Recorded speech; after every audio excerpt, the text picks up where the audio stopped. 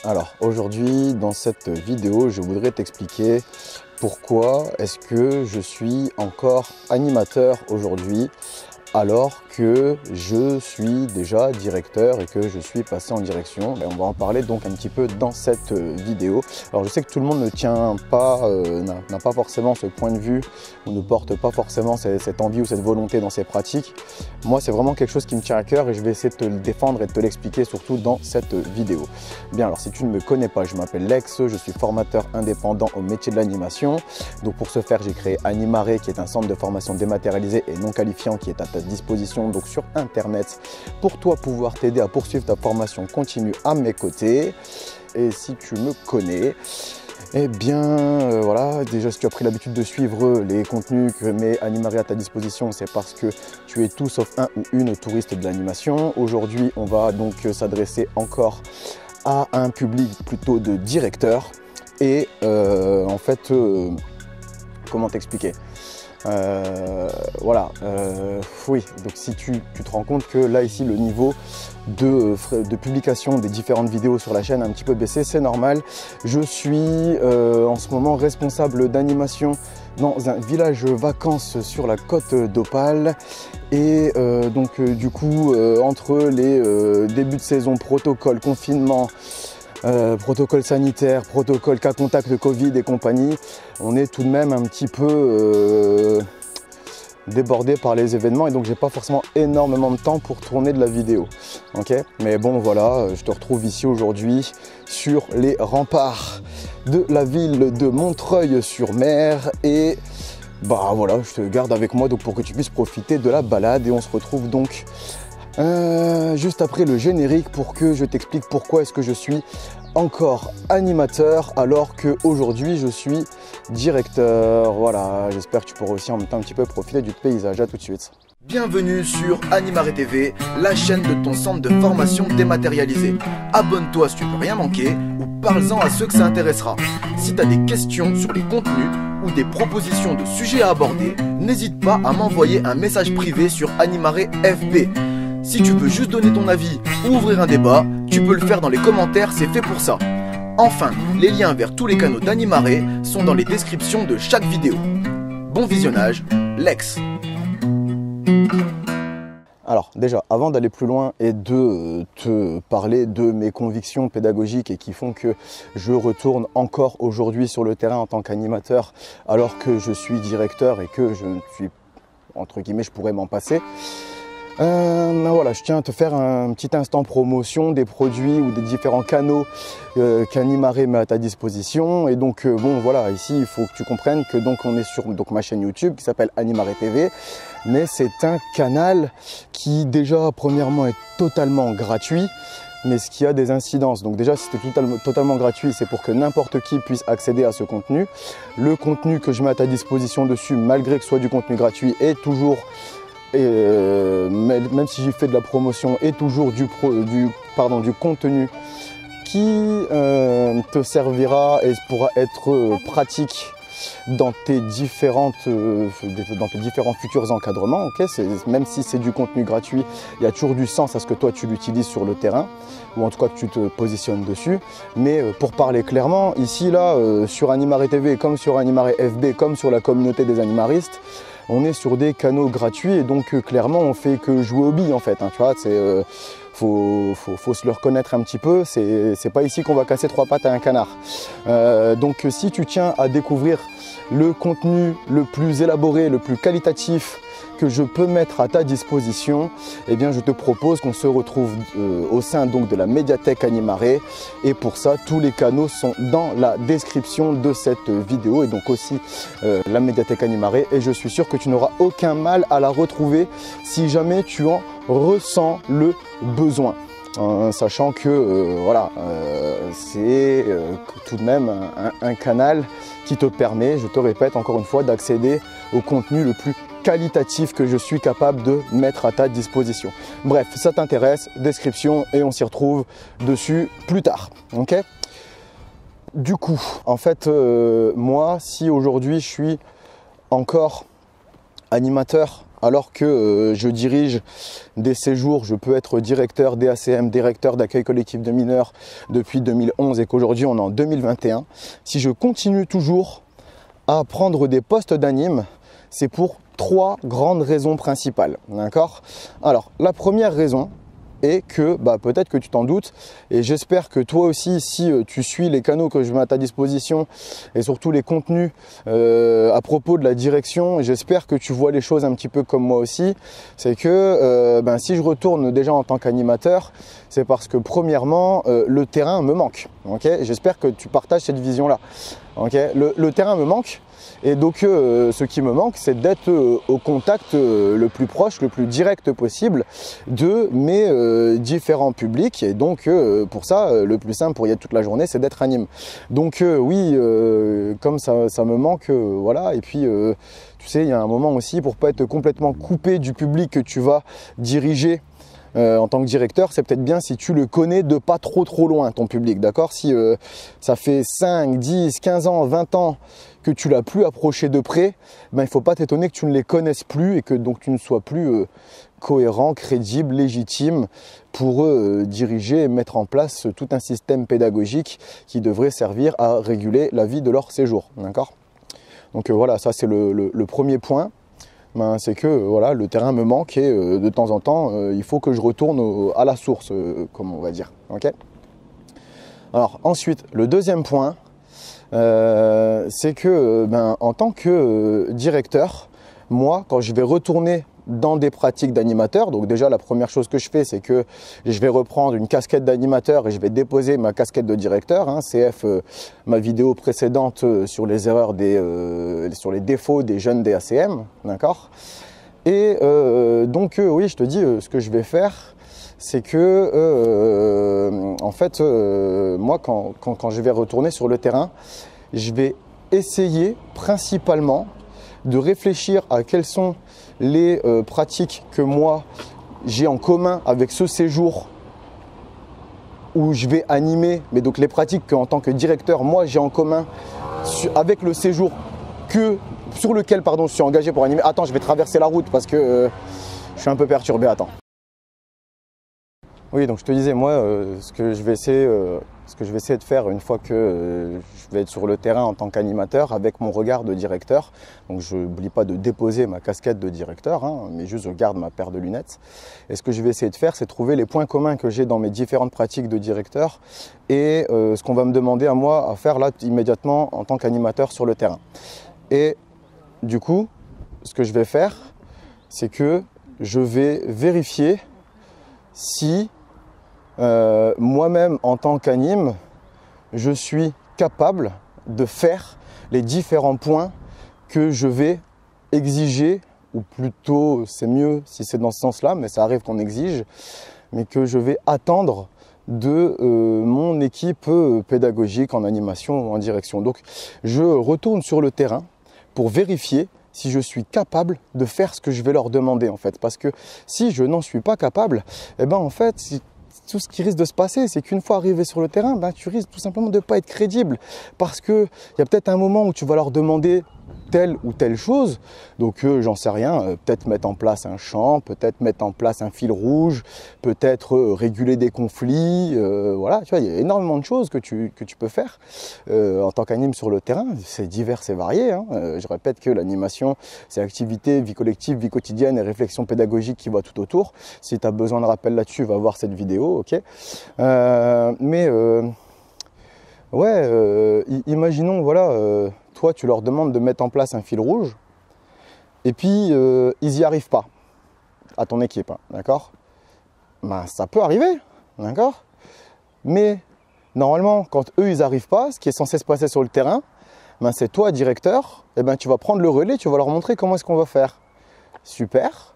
Maintenant, si toi-même tu n'es pas capable de mettre en place ce fil rouge, ne crois pas que ton équipe, déjà, tu vas conserver toute ta crédibilité auprès d'elle et ne crois pas qu'elle va continuer à te suivre les yeux fermés contre vents et marées si elle se rend bien compte que tu lui demandes des choses que toi-même tu n'es pas capable de faire, tu vois, c'est pas logique, il y a un moment c'est pas possible, tu vois. Un directeur, il est censé être un exemple, il est censé avoir un rôle formateur. Et donc s'il n'est pas capable de faire ce qu'il demande, son rôle formateur et son rôle d'exemple, voilà. Ok. Et ouais, je pense que c'est important en fait de te dire, ben ouais, je vais retourner un petit peu sur le terrain pour vérifier que je suis capable de faire ce que je vais demander à mes équipes en fait, tu vois. Si tu n'en es pas capable, ben y a plusieurs solutions. Premièrement, ce que tu peux faire, c'est peut-être mettre de l'eau dans ton vin et dire bon bah ça je suis pas capable de le faire moi-même, je vais arrêter de le demander aux autres en fait. Et quand je saurai le faire moi-même, je vais leur demander. Ok, très bien. Ou alors ce que tu peux faire, c'est de te dire bon bah là je me rends compte que j'arrive pas à faire par exemple le fil rouge. Eh ben, sur ce séjour, il faut que j'arrive à faire un fil rouge, comme ça, la prochaine fois que je demanderai à mon équipe, je serai encore plus crédible et en plus je pourrai m'appuyer sur le fait que moi j'ai galéré à faire un fil rouge et que j'ai trouvé des solutions pour pouvoir le mettre en place tout seul dans mon coin sur un séjour et là maintenant en tant que directeur, je peux vous les retransmettre. D'accord ? Mais voilà, je pense que c'est important d'essayer de penser comme ça aussi, de se dire que ben ouais, en tant que directeur, tu es censé être un exemple et cet exemple, il y a un moment, si toi tu vérifies pas toi-même comme un grand tout seul, est-ce que tu es capable d'être cet exemple, ben, il n'y a personne qui va le faire à ta place. Et le jour où tu vas être en galère, ou le jour où plutôt ton équipe sera en galère et qu'elle aura besoin que tu prennes le relais et que tu fasses l'exemple, si tu n'as pas vérifié avant que tu étais capable de le faire et que ça part en couille, ben ne t'étonne pas, tu vois. Alors attends, je vais tourner un peu parce que franchement là, la vue elle est super belle. Donc attends, faut que... Voilà, c'est mieux. Là. Et ouais, donc tu vois, on est quand même sur les belles terres de la Côte d'Opale. Donc ce sont la Côte d'Opale, c'est les terres maritimes du Nord-Pas-de-Calais, pour ceux qui ne savent pas, celles et ceux qui ne savent pas. Et donc là, on est sur les remparts de la ville de Montreuil-sur-Mer qui a servi à défendre et protéger la baie de Canche des envahisseurs pendant des siècles. Enfin voilà, et aujourd'hui c'est un chemin de promenade. Enfin, voilà. Ouais, je trouve ça hyper stylé. Et en fait du coup, si tu veux tout savoir, en tant que responsable d'animation, je suis en même temps que je tourne cette vidéo, je suis en même temps en repérage d'une activité, d'une sortie ici qu'on va faire donc sur Montreuil, la découverte, donc la balade sur les remparts, la visite de la citadelle, la visite de la vieille ville, etc., etc. Et donc là, je profite de ce repérage pour tourner cette petite vidéo, voilà. Et donc je me rends compte que c'est pas facile de filmer en marchant soi-même et aussi c'est beaucoup plus dur de parler quand à la fois tu es en train de te déplacer et quand il y a beaucoup d'environnement extérieur qui te dérange. Et je sais pas si toi tu as déjà eu ça en fait sur le terrain où quand tu es dans ta salle d'activité avec tes jeunes, tu es une machine inarrêtable et dès que tu te retrouves avec être dehors avec 2-3 personnes qui passent au milieu de ton terrain, etc., et ben tu te retrouves un petit peu vite perturbé en fait. Ben, moi je ressens un peu la même chose en tournant les vidéos, tu vois, quand je suis vraiment dans un espace sécure, très apaisé, je me sens super bien. Et puis là, dès que je sors de ma zone de confort, je me fais vite un petit peu perturber. Donc c'est pour ça que tu as peut-être perçu que j'avais la voix peut-être un peu plus hésitante que certaines fois. C'est parce qu'il y a beaucoup d'informations qui me viennent de la gauche, de la droite. Enfin bref. Et donc ici, je te résume pour le moment où on était sur la vidéo. Donc le premier point, pourquoi est-ce que je continue à être animateur, c'est, alors que je suis directeur, le premier, c'est parce que le terrain me manque et que j'estime aussi qu'il faut un peu connaître son public, pas de l'intérieur parce que ce sont des propos qui pourraient être très, très mal détournés, enfin voilà, mais il faut être assez proche de son public pour pouvoir bien le connaître et être crédible quand on va vouloir aussi derrière mettre en place des systèmes pédagogiques pour organiser ces séjours. Okay. Le deuxième point, c'est que je vérifie si je suis capable de moi-même faire ce que je vais demander, voire peut-être exiger, imposer à mes futures équipes. Si j'en suis pas capable, ben voilà, il va y avoir un problème. Et donc du coup, le troisième point, c'est parce que je t'en ai parlé un petit peu dans les vidéos précédentes sur la chaîne, sur les vidéos toutes récentes. C'est parce que je pars du principe où il n'y a pas de pédagogie supérieure à une autre.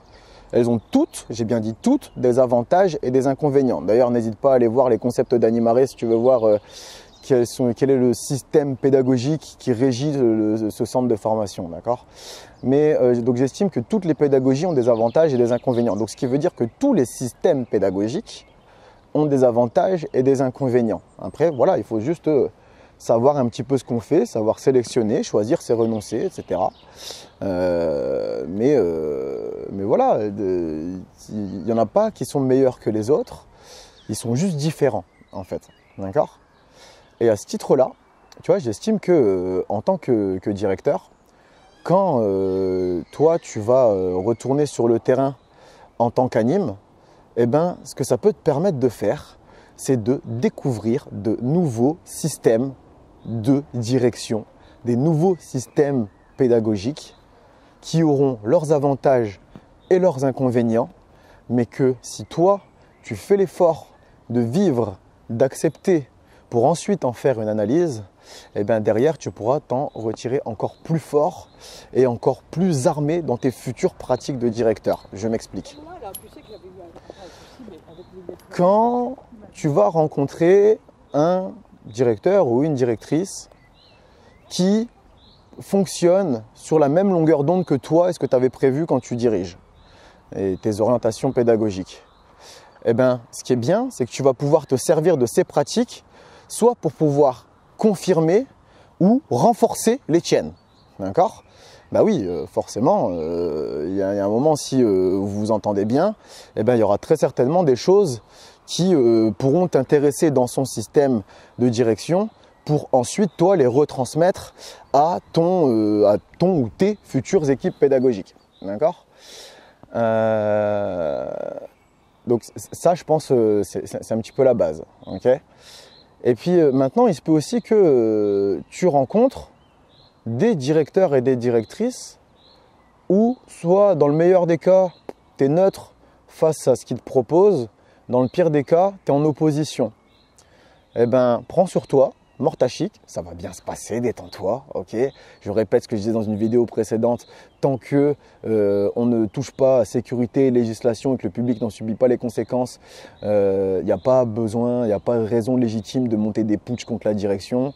Voilà quoi, je répète, tant qu'on n'est pas dans un cas où il y a problème de sécurité et de législation, c'est aux rebelles de partir, pas au directeur de quitter le séjour. Okay, c'est comme ça que ça doit se passer.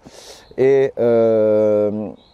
donc si je te dis, si toi tu te rends compte que tu es dans un système qui n'est pas celui que tu kiffes le plus, voilà, si ça va pas, si c'est plus fort que toi, quitte le séjour. Ça te fera du bien à tout le monde, à toi comme aux autres, d'accord? Donc il y a un moment aussi, voilà, faut savoir dire non aussi, faut savoir dire non, faut savoir dire stop, faut savoir dire je ne travaille pas comme ça. Il y a tellement de façons de faire, de travailler dans l'animation que je préfère quitter ce séjour plutôt que de me forcer et d'en faire partir tout le monde, mais plutôt aller retrouver des séjours où je vais être en cohérence avec les pratiques qui sont mises en place.